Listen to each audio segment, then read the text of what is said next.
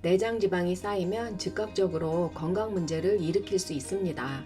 당뇨병이나 전당뇨병에 걸린 적이 없더라도 인슐린 저항성을 증가시킬 수 있습니다. 내장 지방은 또한 혈압을 빠르게 올릴 수도 있습니다. 뿐만 아니라 심장마비와 심장병, 제2형 당뇨병, 뇌졸중, 유방암, 그리고 대장암, 알츠하이머 등의 위험을 증가시키는 것으로 나타났습니다. 체지방이 어느 정도 있는 것은 건강에 좋지만 모든 지방이 똑같은 것은 아닙니다. 내장 지방은 복강 내에 저장되는 체지방의 일종입니다. 간, 위, 장 등 중요한 기관 근처에 있고 동맥에도 축적될 수 있습니다. 체내에서 호르몬에도 영향을 미치기 때문에 활성지방이라고도 합니다. 복부에 지방이 있다고 해서 반드시 내장 지방이 있는 것은 아닙니다. 뱃살은 피부 바로 아래에 저장되는 피하 지방일 수도 있습니다. 팔과 다리에서도 발견되는 지방 유형인 피하 지방은 쉽게 볼 수 있습니다. 그러나 내장 지방은 복강 안에 있어서 잘 보이지 않습니다. 연구에 따르면 모든 체지방의 약 10%가 내장 지방이라고 합니다. 총 체지방을 계산하여 10%를 취하면 내장 지방의 양을 추정할 수 있습니다. 내장 지방의 위험 수위를 결정하는 쉬운 방법은 허리를 측정하는 것입니다. 하버드 대학원 발표에 의하면 여성의 허리가 35인치 이상이면 내장 지방으로 인한 건강 문제의 위험이 있습니다. 남성은 40인치 이상이면 위험합니다. 내장 지방이 있는지 여부를 확인하는 가장 정확한 방법은 MRI 스캔을 받는 것입니다. 그렇지만 MRI 스캔 방법은 비용이 많이 들 뿐더러 단순히 내장 지방을 체크하기 위해서 MRI를 하지는 않습니다. 굳이 병원에 가지 않고 의사에게 물어보지 않고 내장 지방 체크하는 방법이 있습니다. 이 영상이 도움이 되신다면 좋아요, 구독과 알람 설정 부탁드립니다. 첫 번째, 허리대 엉덩이 비율 방법입니다. 이 허리대 엉덩이 비율 방법은 과체중인지 아닌지, 초과체중이 건강을 위험에 빠뜨리는지 아닌지 확인하기 위해서 의사들이 사용하는 여러 측정값 중에 하나입니다. 이 방법은 허리 둘레와 엉덩이 둘레의 비율을 측정함으로써 허리와 엉덩이에 얼마나 많은 지방이 저장되어 있는지를 결정합니다. 모든 신체 부위에서 초과 체중이 동일하게 취급되는 것은 아닙니다. 중앙부에 체중이 몰려있는 사과 타입의 신체를 가진 사람은 엉덩이와 허벅지에 지방이 몰려있는 표주박이나 미국 배 모양의 신체를 지닌 사람들보다 심장병, 제2형 당뇨병 및 조기 사망의 위험이 더 높습니다. 이 허리대 엉덩이 비율 WHR 측정 방법은 허리의 가장 작은 부분을 찾아 측정합니다. 일반적으로 배꼽 바로 위에 있습니다. 엉덩이는 엉덩이의 가장 넓은 부분을 찾아 측정합니다.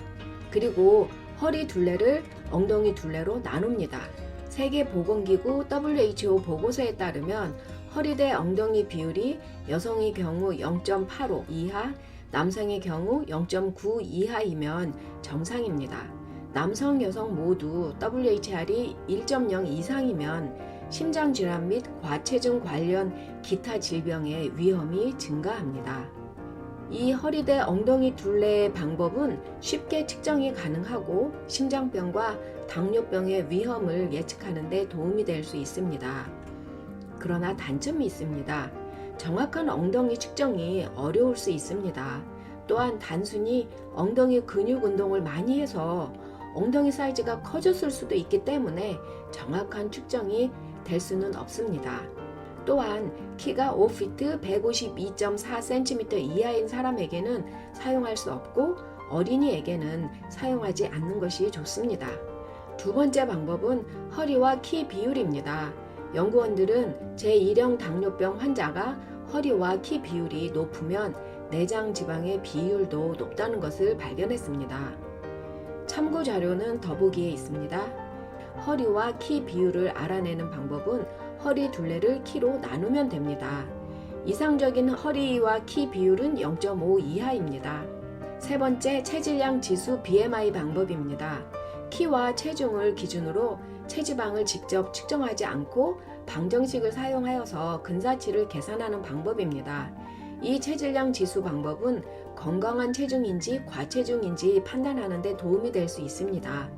체질량 지수가 높으면 몸에 지방이 너무 많다는 것이고, 지수가 낮으면 지방이 너무 적다는 신호일 수 있습니다.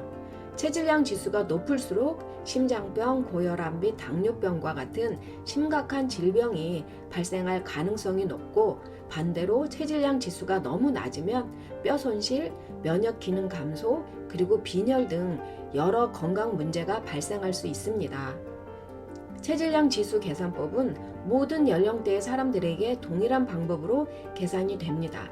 그러나 결과치에 대한 해석은 성인과 어린이에 대해서 다르게 해석을 합니다. BMI 결과치의 기준은 BMI 수치가 18.5 이하이면 저체중으로 판단이 되고, 18.5에서 24.9는 정상입니다. 25.0에서 29.9까지는 과체중으로 측정이 되고, 30 이상이면 비만으로 판단을 하고 있습니다. 단점은 지방 때문에 과체중인지 근육으로 인한 체중인지 구분하지 않기 때문에 정확하지는 않습니다. 운동선수, 특히 보디빌더나 역도선수, 노년층, 신체 장애가 있는 사람, 섭식 장애가 있는 사람, 18세 미만 등인 사람들에게는 정확하게 측정되지 않습니다. 체질량 지수 계산법은 단순히 나누기 곱하기 수준이 아니라서 미국 보건국 CDC나 NIH에서 무료로 제공하는 측정 사이트가 있습니다. 사이트 주소는 더보기에서 참고하세요.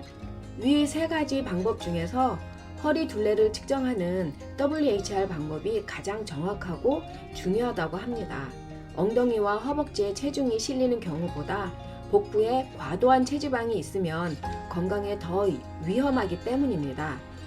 허리 둘레는 장기를 덮고 있는 위험한 내장 지방이 많다는 것으로 추정하기 때문에 호주 정부에서 제공하는 측정기는 체질량 지수와 허리 둘레를 포함해서 측정치를 계산합니다. 사이트 주소는 더보기에 있습니다.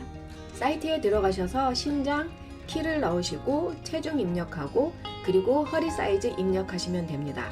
허리 사이즈는 엉덩이뼈 위 그리고 갈비뼈 아래라고 하는데, 배꼽 위에서 제일 가는 부분을 재시면 됩니다. 그리고 남성, 여성 선택하시고 계산기 클릭. 제 몸무게와 허리 사이즈를 넣었는데 여기 간단하게 설명이 나옵니다. BMI 지수는 정상이고 허리 둘레도 정상이다 라고 하는데, 이것 역시 제 개인적인 판단으로는 정확하지는 않은 것 같습니다. 제가 다리는 아주 가늘고 윗배 아랫배가 두꺼운 상체 비만형이거든요. 그런데 내장 지방 없이 정상이라고 나오네요. 뱃살이 좀 나왔는데 허리 사이즈가 자꾸 늘어나는데 하시는 분들, 심심할 때 한번 측정해 보세요. 내장 지방은 눈에 보이지 않기 때문에 항상 내 몸에 존재하는지는 알 수 없습니다. 그래서 훨씬 더 위험합니다. 그러나 일반적으로 예방할 수는 있습니다. 건강하고 활동적이며 스트레스가 적은 생활 방식을 유지하면 내장 지방이 복강에 과도하게 축적되는 것을 방지할 수 있습니다. 이러한 방법들은 체중과 건강을 평가하는 데 사용할 수 있는 여러 측정 방법 중 일부일 뿐입니다. 체중 감량과 질병 위험 요소에 관한 상담은 의사와 직접 하셔야 합니다. 긴 영상 끝까지 시청해 주셔서 감사합니다. 구독하시면 더 알찬 정보 빨리 보실 수 있습니다. 건강하고 행복하세요. 감사합니다.